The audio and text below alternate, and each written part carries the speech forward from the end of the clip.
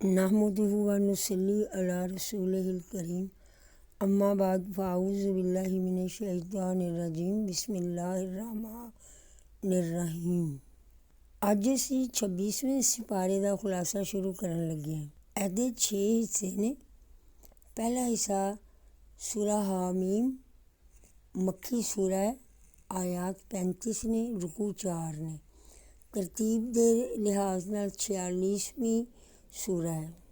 ਇਹਦੇ ਵਿੱਚ ਮੁਸ਼ਰਿਕੀਨ ਦੇ ਇਤਰਾਜ਼ਾਤ, ਵਾਲਦੈਨ ਦੇ ਨਾਲ ਹੁਸਨੇ ਸਲੂਕ ਦਾ ਹੁਕਮ, 40 ਸਾਲ ਦੀ ਉਮਰ ਤੱਕ ਪਹੁੰਚਣ ਦੀ ਦੁਆ, ਕੌਮੇ ਆਦ ਦਾ ਕਿੱਸਾ ਅਤੇ ਜਿੰਨਾਤ ਦਾ ਈਮਾਨ ਲਿਆਣਾ। ਦੂਜੀ ਸੂਰਾ ਮੁਹੰਮਦ ਹੈ। ਇਹ ਮਦਨੀ ਸੂਰਾ ਹੈ। ਆਇਤ ਇਹਦੀਆਂ 38 ਨੇ, ਰਕੂ ਇਹਦੇ 4 ਨੇ ਅਤੇ ਤਰਤੀਬ ਦੇ ਲਿਹਾਜ਼ ਨਾਲ ਇਹ 47ਵੀਂ ਸੂਰਾ ਵੇ। ਇਹਦੇ ਵਿੱਚ ਕਾਫਰਾਂ ਦੇ ਨੇਕ ਆਮਾਲ ਦਾ ਜ਼ਿਕਰ ਹੈ ਅਤੇ ਜੰਗ ਦੇ ਤਰੀਕਾ ਜਿਹੜਾ ਅੱਲਾਹ ਤਾਲਾ ਨੇ ਮੁਸਲਮਾਨਾਂ ਨੂੰ ਦੱਸਿਆ ਹੈ ਉਸ ਤਰੀਕੇ ਦਾ ਜ਼ਿਕਰ ਹੈ ਅਤੇ ਕੈਦੀਆਂ ਦੇ ਬਾਰੇ ਵਿੱਚ ਅਹਕਾਮਾਤ ਨੇ।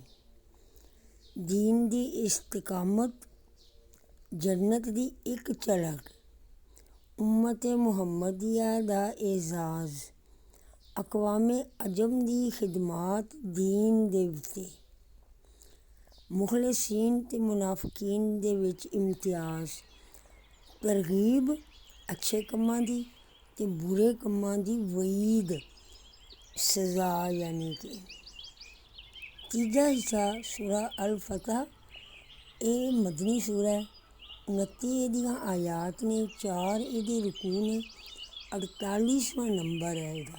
ਇਹਦੇ ਵਿੱਚ ਅੱਲਾਹ ਅਤੇ ਅੱਲਾਹ ਦੇ ਰਸੂਲ ਦਾ ਹੱਕ ਜਿਹੜਾ ਬੰਦਿਆਂ ਦੇ ਉੱਤੇ ਵੇ ਉਹਦਾ ਜ਼ਿਕਰ ਹੈ।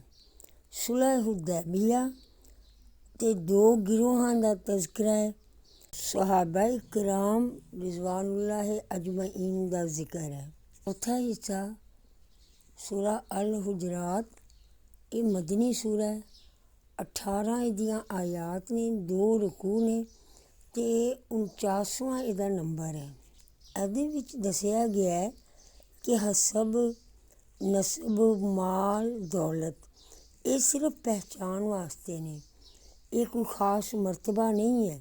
ਅਗਰ ਕੋਈ ਗਰੀਬ ਹੈ ਜਾਂ ਗਰੀਬ ਦੇ ਘਰ ਪੈਦਾ ਹੋਇਆ ਤਾਂ ਉਹਦਾ ਕੋਈ ਕਸੂਰ ਨਹੀਂ ਹੈ, ਅਤੇ ਜੇ ਕੋਈ ਕਿਸੇ ਅਮੀਰ ਆਦਮੀ ਦੇ ਘਰ ਪੈਦਾ ਹੋ ਗਿਆ ਤਾਂ ਉਹਦਾ ਕੋਈ ਕਮਾਲ ਨਹੀਂ ਹੈ।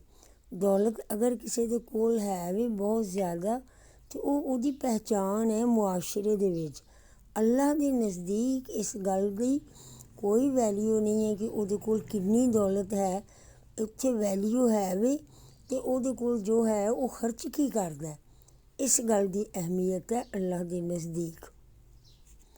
ਅੱਲਾਹ ਦੀ ਰਸੂਲ ਦਾ ਅਦਬ, ਇਜਤਮਾਈ ਅਤੇ ਮੁਆਸ਼ਰਤੀ ਆਦਾਬ, ਬਾਹਮੀ ਤਾਲੁਕਾਤ ਦੀ ਖਰਾਬੀ ਦੀ ਜੜ੍ਹ ਉਹਦਾ ਬਿਆਨ ਹੈ। ਸੱਚੇ ਈਮਾਨ ਵਾਲਿਆਂ ਦੀਆਂ ਨਿਸ਼ਾਨੀਆਂ ਬਿਆਨ ਕੀਤੀਆਂ ਗਈਆਂ ਨੇ ਅਤੇ 5 ਦਫਾ ਅੱਲਾਹ ਤਾਲਾ ਨੇ ਈਮਾਨ ਵਾਲਿਆਂ ਨੂੰ ਮੁਖਾਤਬ ਕੀਤਾ ਹੈ ਇਸ ਸੂਰਾ ਦੇ ਵਿੱਚ। 5ਵਾਂ ਨੰਬਰ ਸੂਰਾ ਕਾਫ, ਇਹ ਮੱਕੀ ਸੂਰਾ ਹੈ। 45 ਇਹਦੀਆਂ ਆਇਤ ਨੇ, 3 ਰਕੂ ਨੇ ਅਤੇ 50ਵਾਂ ਇਹਦਾ ਨੰਬਰ ਹੈ।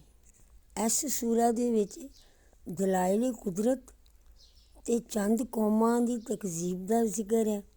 ਆਮਾਲ ਦਾ ਹਿਸਾਬ ਕਿਤਾਬ ਲਿਖਿਆ ਜਾਣਾ ਉਹਦਾ ਜ਼ਿਕਰ ਹੈ ਅਤੇ ਆਪ ਸੱਲੱਲਾਹੁ ਅਲੈਹਿ ਵਸੱਲਮ ਨੂੰ ਸਬਰ ਦੀ ਤਲਕੀਨ ਕੀਤੀ ਗਈ ਹੈ।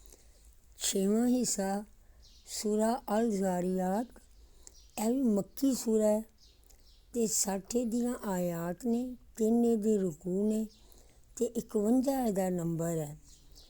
ਇਸ ਪਾਰੇ ਦੇ ਵਿੱਚ ਇਹਦੀਆਂ ਇਬਤਦਾਈ 30 ਆਇਤ ਨੇ। ਇਹਨਾਂ ਇਬਤਦਾਈ ਆਇਤ ਦੇ ਵਿੱਚ ਬਿਆਨ ਕੀਤਾ ਗਿਆ ਹੈ ਕਿ ਹਿਸਾਬ ਕਿਤਾਬ ਹੋ ਕੇ ਰਹੇਗਾ, ਇਹਦੇ ਤੋਂ ਫਰਾਰ ਮੁਮਕਿਨ ਨਹੀਂ ਹੈ। ਅਤੇ ਮੁਤਕੀਨ ਦੀਆਂ ਬਾਜ਼ ਸਿਫਾਤ ਬਿਆਨ ਕੀਤੀਆਂ ਗਈਆਂ ਨੇ ਕਿ ਉਹ ਰਾਤ ਨੂੰ ਬਹੁਤ ਘੱਟ ਸੌਂਦੇ ਨੇ, ਸਹਿਰ ਦੇ ਵਕਤ ਇਸਤਗਫਾਰ ਕਰਦੇ ਨੇ, ਆਪਣੇ ਮਾਲਾਂ ਦੇ ਵਿੱਚੋਂ ਸਾਇਲਾਂ ਨੂੰ ਯਾਨੀ ਸਵਾਲ ਕਰਨ ਵਾਲਿਆਂ ਨੂੰ, ਮਹਿਰੂਮ ਲੋਕਾਂ ਨੂੰ, ਉਹਨਾਂ ਨੂੰ ਮਦਦ ਕਰਨਾ ਉਹਨਾਂ ਦਾ ਹੱਕ ਸਮਝਦੇ ਨੇ ਆਪਣੇ 'ਤੇ। ਹਜ਼ਰਤ ਇਬਰਾਹੀਮ ਅਲੈਹਿਸਸਲਾਤੁ ਵਸਲਾਮ ਦੇ ਕੋਲ ਮਹਿਮਾਨਾਂ ਦੇ ਆਉਣ ਦਾ ਅਤੇ ਉਹਨਾਂ ਦੀ ਜ਼ਿਆਫਤ ਦਾ ਤਜ਼ਕਰਾ ਹੈ। ਸਦਕੱਲਾਹੁਲ ਅਜ਼ੀਮ। ਮੇਰੇ ਰੱਬ ਨੇ ਜੋ ਫਰਮਾਇਆ ਉਹ ਸੱਚ ਹੈ, ਮੈਂ ਉਹਦੇ 'ਤੇ ਈਮਾਨ ਲਿਆਂਦਾ।